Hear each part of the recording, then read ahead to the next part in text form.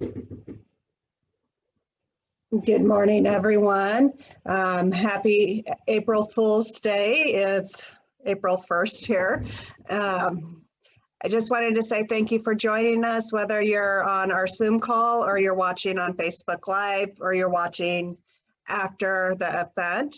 And we will kick off the York County Community Sector Briefing with Laura McDougall, the Executive Director with Four Corners Health Department. Laura, it's yours. Thanks, Lisa. Welcome everyone this morning. Glad to see you all this morning. We are, I'd like to first talk a little bit about the cases and that we've been seeing. You may have noticed that we went up in case counts just over the past week. But the good news is I think we're going to go back down. This week's going to look better than last week. So we've had a pretty quiet weekend, and we have also, unless we have a really, really huge day today, our case counts should be kind of heading back down in the downward direction. So that's good news. We did have, over the past couple days, we had 9 new cases. We did have a quiet weekend though. We had 11 on Monday. So that was our big day. Our case counts have ranged from 1 to 13 cases each day in the last week. We've had 42 in the past 7 days. And, but I do want to also mention that York County had only 6 cases in the past 7 days. So that is, our high number was 25 out of Seward County. So York County is actually doing pretty well. We like to see those low numbers. And we're going to be redoing our risk dial again today, and that's based on just the last 7 days. So it had gone up to 1.83 as we said it last week. So when we said it this week, it should hopefully, we're not going to have any data that's going to throw it in the upward direction again. So I think that's good news. We to talk a little bit about vaccines, and I know that the hospital always has a very robust report on that, so I don't want to dwell too much on it, but we do have numbers on vaccines, and I think this is something to be very proud of. We have in the last as of this morning, I had my staff figure this up. We have given that 56% of our 18 and over population have received at least a first dose. So that's 56%. That's over half of our 18 and above population have received at least 1 dose. And we have, in our district, we've only had available to us the vaccines to vaccinate the 18 and older.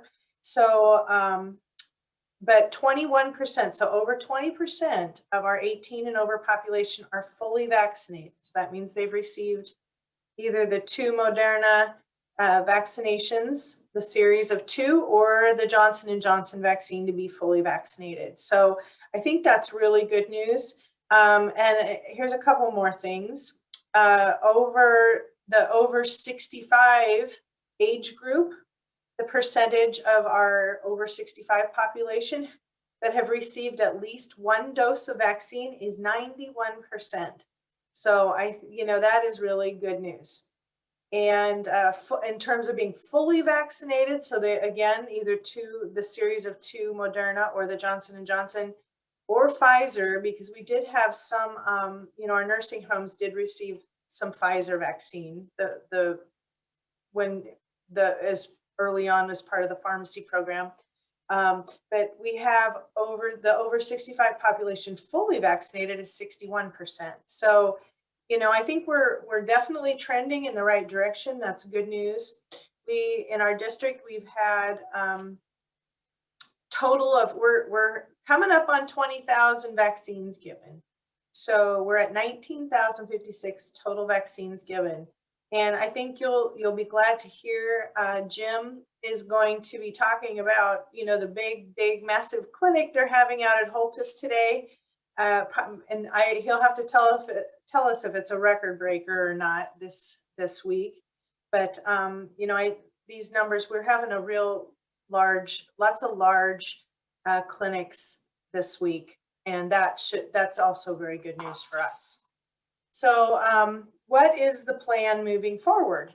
And I wanted to kind of explain where we're at. We this week are trying to really focus on the 50 to 64-year-olds in the clinics that have happened this week to get them vaccinated, at least get their first doses in.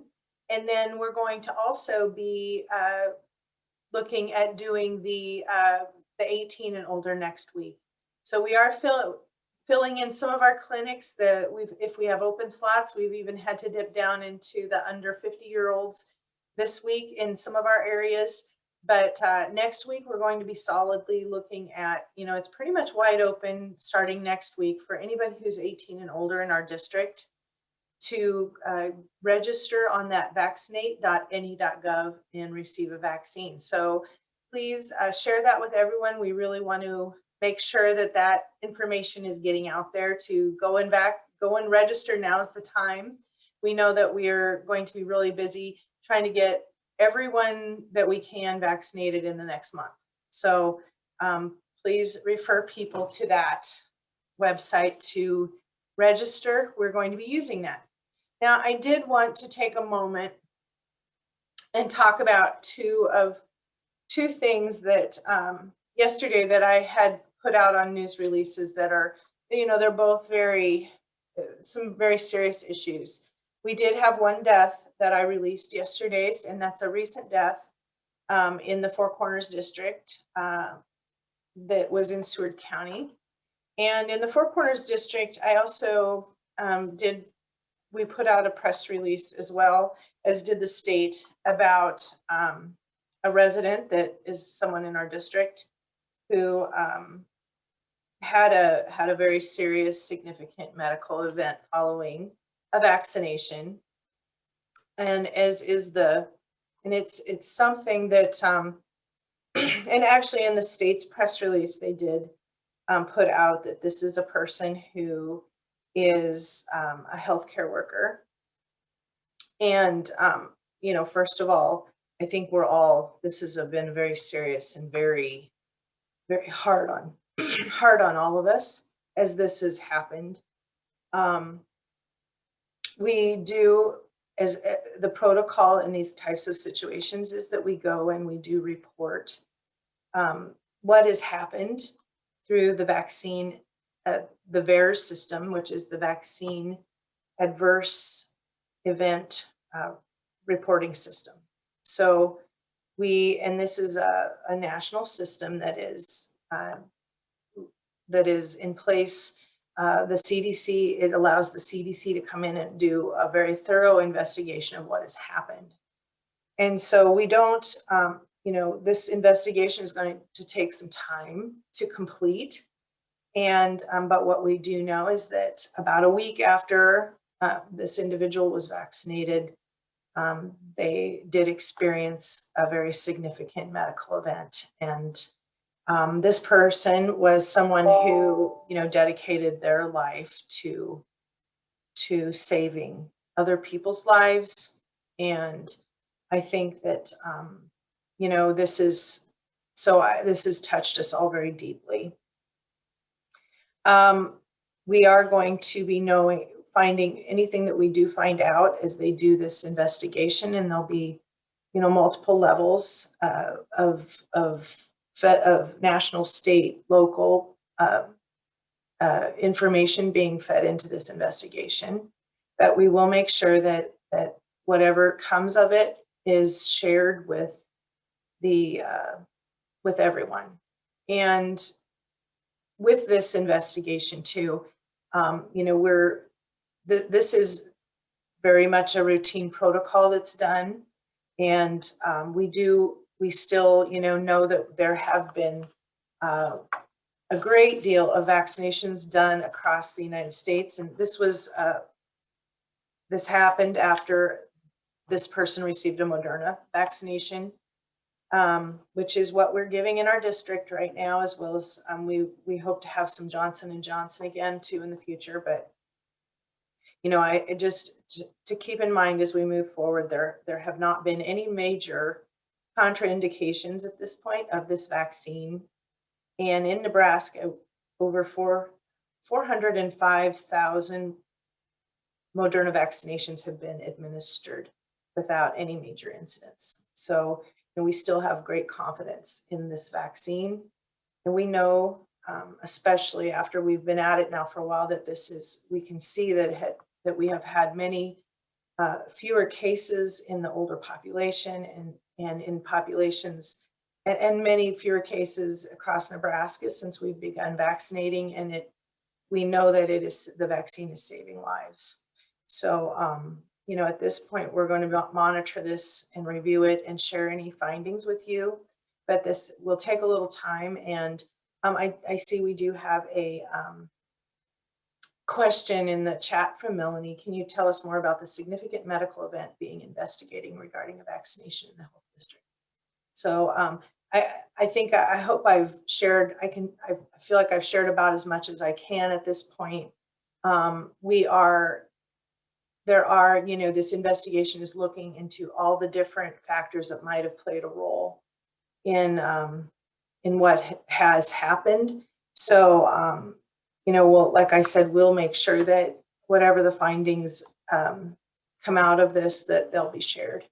And definitely we do want to address any safety concerns that might be found around the use of the vaccine, if that is in fact the case. So, okay, I think with that, I'm going to go ahead and finish up. So, Lisa, that was, I think, all that I have this morning. Thanks. Thank you very much, Laura. We appreciate the update there. So with that, we will move on to the medical sector. I do not have a report from Henderson Healthcare. I would like to put it out there that they are starting to do presentations about their expansion project, and it's pretty big, it's pretty impressive. If there is someone on here that wants to speak that I didn't catch, let us know. Otherwise, I will turn it over to Jim from York General. Good morning, Lisa. Good morning, everybody. I'll start off, and thank you, Laura, for all the discussion there this morning. I'll start off with, as I do, with state hospitalization data. And we had a little uptick yesterday in that, and I was just hit the refresh button again, and the state hasn't updated yet through the 31st, so just waiting for that to happen. But we went from 102 patients statewide in Nebraska hospitalized with COVID to 116. And I haven't seen it where it's at yet today again. But a week ago, we were at, that number was 109. So we're just still hanging around that area, not really making much of a dip, but down in the lower hundreds is certainly good to see, and a far cry from back in last November still, when it was up near 900 or 987. So that's still doing really well in that regard. As Laura mentioned, across the worldwide, I can tell you, and the U.S. and even in Nebraska, we've seen a slight uptick in total cases. As Laura mentioned, our data for the health district is down this week when it was up a little bit the week before. But York County overall has been still down from 2 weeks ago, and the last 2 weeks I think have been heading down. So that's been good to see for our county. And so that's a little bit on the hospitalization. As far as our testing numbers, before I get to the vaccination side of things, we, through our emergency room, our outpatient setting, and our inpatient setting, wherever we've done COVID testing, the number this past week was 16 individuals, and the week before it was 15, and the week before that it was 16. So staying pretty level there. We had no positives through our no positive test results through those of testing, And I know there were 10, I believe, in the last week. This was Tuesday to Tuesday that I'm talking about. So that number's probably changed a little bit, Laura, now. So I think, excuse me, I've got the safety huddle going on just over here. Hopefully you can't really hear that too well.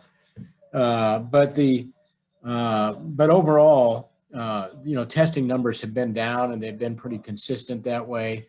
And so that's also good to see on our end. We have no COVID inpatients that we've had, and we've had no, no COVID inpatients, and also no employees currently out for COVID related reasons. So we have 12 signed up for Test Nebraska today. So we'll see what comes in our Test Nebraska numbers today as well. Hang on just a second.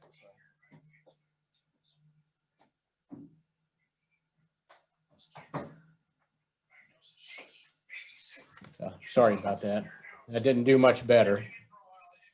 What I want to say about the vaccines, and Laura said, I think this will be our highest number by far.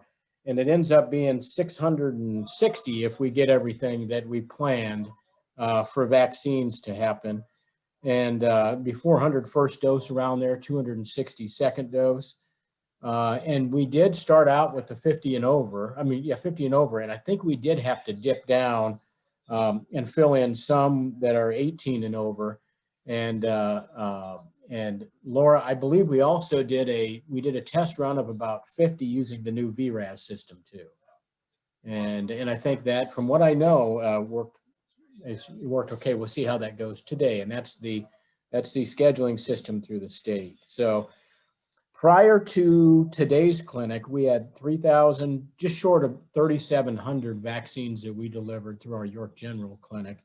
And that's going to, again, go up probably by about 600. So we ought to be over 4,200, 4,300 by the time we get done today. So huge clinic, a lot of volunteers, a lot of people working at it, across the community. So it's always great to see. And that clinic, I think, every week has continued to run better and better. So that's a kudos to everybody involved in that. Hearthstone, continuing to do well. The county positivity rate dropped down below 5%, which means we have to test our staff less and less. I believe once a month now, which is a great positive for us to have. And so the residents and the visitations inside the building are going great. So again, great news on that end. Willowbrook just continues to hum along and get back to closer to normal all the time. And that's wonderful to see as well. A couple non-COVID things that I wanted to mention too is you've heard about the interstate project, and that's going along well. April 30th, it's probably going to be into May before that building is turned over to us. And so stay tuned again for open house, kind of mention of open house here coming up in the future. And but I also wanted to talk just a second about respiratory therapy. We're moving respiratory therapy upstairs in our building after years and years, and that renovation project is starting. It's in their old pharmacy area that we had upstairs. And I walked in there today, and it's all steel studded out and beginning to start doing drywall and everything too. So another great improvement at York General that will be in the months ahead. We hope to have that finished as well. But what I would say overall on the COVID-19 front is, we've heard discussions, and I'm sure you have, Laura, or news on the variants in different states that have been cropping up. I think there was discussion yesterday that I heard a little bit on I think it's Michigan, I believe, Laura, where their variant percentages are like 60% of new cases or something. And we haven't seen that in Nebraska to that level, but we just got to be aware that it's out there and try to get more people vaccinated and trying to get on top of this and keep that going down. So hopefully we don't end up seeing an upturn in cases for very long or a very high degree before we continue to come down. So I think that's about all that I had to mention today. I don't think I missed anything on that end. So thank you for the time today. Appreciate it. Thank you, Jim, for your report. We appreciate that. In Is there anyone else from the medical sector on today that would like to provide a report? Okay, with that, we will move on. Well, before we move on to the education sector, Laura, do you want to address that question I sent to you? Sure. It says here that, and I've actually had a couple direct messages during the phone call or the Zoom meeting here about, people have been registered and they haven't been contacted yet. So I think Jim alluded to the fact that we are trying to also transition over to using the state's vaccinate.ne.gov registration system. And we were hoping that this system would have been ready, a couple months ago. It still is, we're working through some issues with it. And so I just would beg that everyone has patience with us. If you have been on the vaccinate.ne.gov website and done your registration in there, the way that this is supposed to work is that you will receive an invitation from through your email to register to be vaccinated at one of our mass clinics, like the one that's at the Holtus. That's how it's supposed to work. And but there have been a lot of issues. So what we're still trying to do is in small batches, trying to get, and this is a long explanation, but we've been still piloting this and finding bugs in the system. So what we would ask that if you are, we're hoping to use this more and more moving forward, especially as we do the 18 and up. But up until this point, it really hasn't worked for us yet. So if you are 50 and above and you have not received a vaccine yet, I would ask that you probably either call us at 402, at our health department, 362-2621. And Jim, are you still on? What is the phone number at the hospital that you wanted people to contact? We might have lost Jim. Oh, maybe not. Do you have a phone number you'd like to give out? Because I know that there may be even some open spots yet today at the York Clinic. Yeah, let me get on let me text down out to Holtus to make sure I know. Jim, I have that number. Good, please give it. It's 402-362-8070. Yeah, and that's the number that I hope that they're using, and they should be out there, because I think it's on they transfer it to a cell phone. So I think that should be the number. Thanks, Lisa. That's the one that came out yesterday morning. Okay, so I would recommend especially if you're 50 and older, call that number and see if you can get in even today. Otherwise, if you're on the vaccinate.ne.gov, we will get to you. And you can also call Four Corners if you have any questions. Thanks. Thank you, Laura. Now we will transition to the education sector. And Mitch, you're on my screen, so we'll start with you. Thank you. Good morning, everybody. And as always, I want to make sure I thank the Four Corners team and the hospital team. My personal opinion, they can't be thanked enough through this entire situation. So I continue to appreciate their efforts. From the YPS side, our numbers continue to stay tremendously low. I was just checking it, our tracking spreadsheet, and we don't have any positive cases at this point within our students or staff. We do have 3 quarantines going on right now, but then again, we know that procedure and that protocol, and so we were continued to be excited about those numbers, because that's been a nice trend that we've seen. I will tell you that as far as our safety plan, we're gonna stick to our guns, as they might say. And we're going to keep our safety plan in place and intact, for the remainder of the school year. And so I will tell you, as you read about different schools, even in the area, and I've mentioned this before, there's no perfect COVID plan within a school system. And people have made different decisions and so on. And I appreciate that. And that's decisions they have to make. But we feel like the best thing that we can do right now for our students and staff is to continue to keep our safety plan in place because it's working for us. And so we've had this discussion amongst our admin team with our Board of Education of kind of staying the course and making sure we get through the school year, which it's kind of crazy, but it's right around the corner. Some of the other thing too is we do know there are some spikes, small spikes in schools across the state that we've heard about. And so, we don't want to contribute to that. And so that's another reason for keeping our plan as is. Several events that are coming up that we are choosing to modify on attendance. And again, the reason for that is just, we feel like we're just in that state where this is a good decision for our students and staff. And so, for example, graduation's coming up.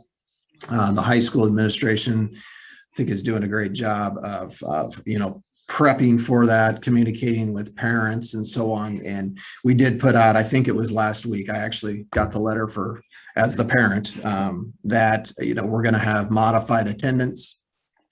And, we're looking at 10 people when it comes to our graduates, and you think about that. First of all, not every family is going to have 10 people. And that's kind of normal anyway. So for example, the Bartholomew family will not have 10 there. We know that. But even if we did, let's just say put some quick math together. We want to make sure that our graduation ceremony is as normal, traditional, whatever the word you may want to use, because I think that's the right thing to do for our kids and their families. And so we want to have our band there. We want to have our choir there.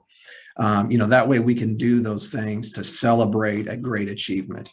But when you put the numbers together real quick, you're still talking 1,000 people, 1,100, 1,200 people. And so, we're working through that. I know we've been in touch with Four Corners and we're putting a good safety plan together.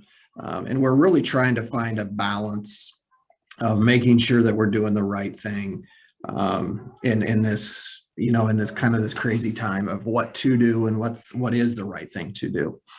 Another example that you might hear about or have heard about is like our banquets. And so, at the end of the year, two very popular banquets are our fine arts, which is usually chances are, and then our athletic banquet, which is usually down at the city auditorium.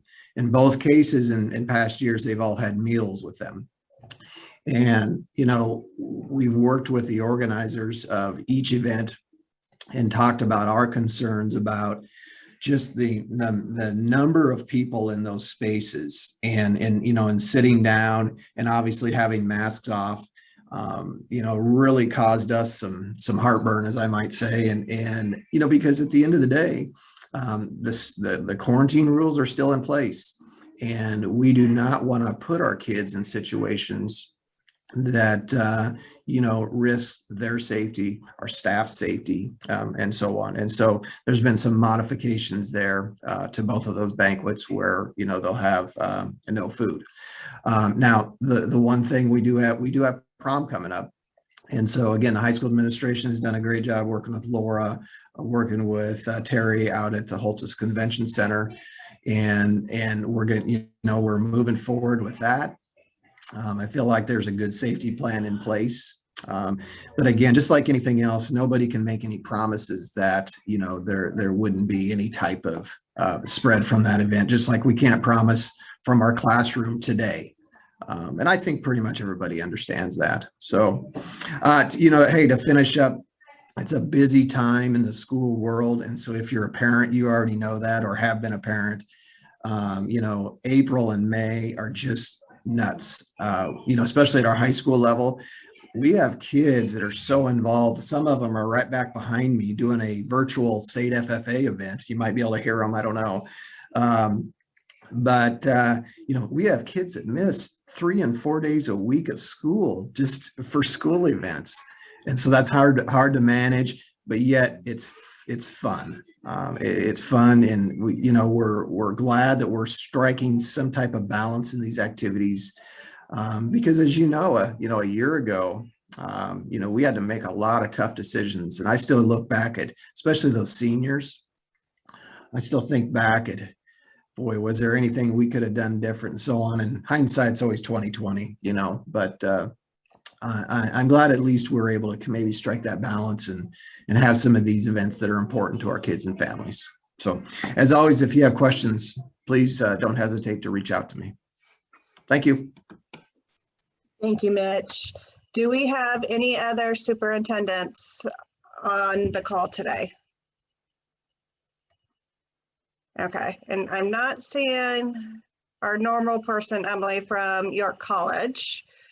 So I think unless somebody speaks up, I think we're done with the education portion. And let's move on to the local government sector. This may be brief unless somebody speaks up. Barry was not able to be on today. He had an appointment. He wanted me to let you guys know that they're continuing to fill their open positions at the City of York level, and that council has a lot on the agenda tonight, and everyone's welcome to attend the city council meeting. Randy did not have a report for York County. If there's anyone else, this would be a great time to jump in. Okay, so let's move on to the faith community and the nonprofits. Is there anyone from the faith community that wants to speak? I see a couple of you on.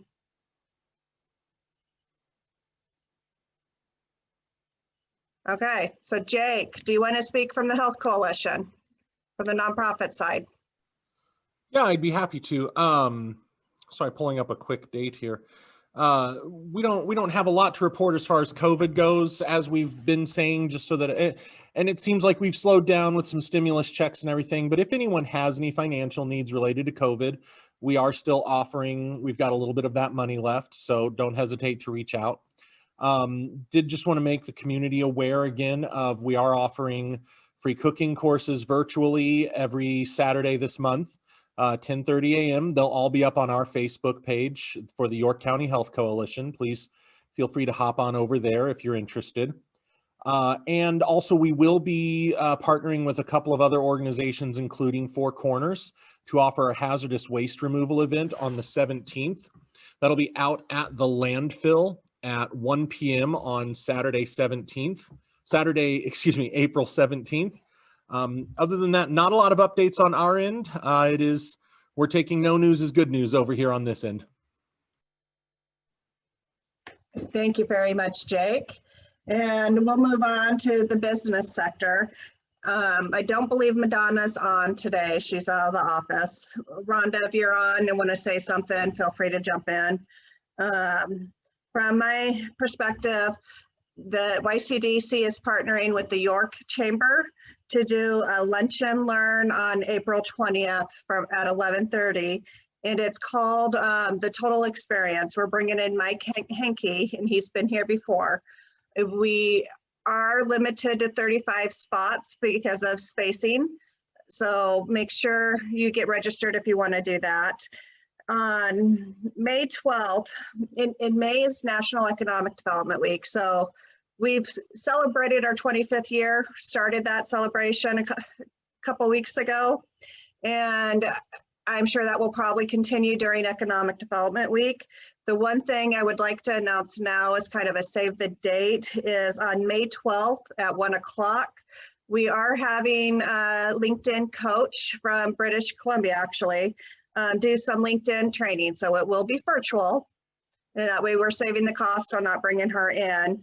And it will be open for free to YCDC members and their staff. So We will be releasing more information once we have to sign up for that, because I do want people to sign up just in case we have emails and stuff to follow up with and to send a link. McLean Beef, as if you drive out there by the interstate, you can see the construction's going incredibly well. It looks totally different. They are starting to hire. And the same with York Cold Storage with their expansion project. They are starting to hire. I have received numerous businesses, they need jobs. And I know I said this 2 weeks ago, but we're looking across the spectrum. So if you know somebody that wants to come back, have them reach out to us. If you have a kid that is looking, whether it's summer work or it's part-time work starting now, there's plenty of jobs out there. I know Mitch was hiring. I'm not sure if he got completely full. Nope. And I can say Heartland schools are hiring as well. They're looking for a new school counselor. But we need to bring people back is what we need to do. And when I say back, I don't mean people from Lincoln and Omaha. I mean people that have left Nebraska and they're wanting to come home. Jake, not that I was glad to have you back from Omaha. We'll take that, but we we need to bring people back to solve our jobs needs. We'll take that as what everyone said when I came back. Other than that, I really don't have anything. We do have some businesses on if somebody else wants to say something. I just really want to stress the importance that we need to be aware that we have people coming into the community that may be thinking of coming back or coming to the area. Maybe they're from Nebraska, but not from York County. And they're checking the community out before they even go into that first interview. So as you're serving people, as you're interacting with people you don't know, just keep that in mind. It may be a trial. Tourists often turn into residents in the county. Does anyone else have anything to say this morning? Then I think we can wrap it up unless you have closing comments to add, Laura. Nope. Okay. Well, thank you so much to everyone for joining us. We will continue to meet every other week until we decide it's time to go to once a month or whatever the new schedule is going to be. We have made the decision to go ahead and continue this. So the different businesses, different sectors can do reports on other stuff. So in the next couple of months, you're going to see us talk a little bit more about items that are not related to COVID. And if you have anything you want to report, even if you don't want to say it, just email it to me before the meetings. And thank you, everyone. I hope you have a fabulous week and a great weekend. Happy Easter.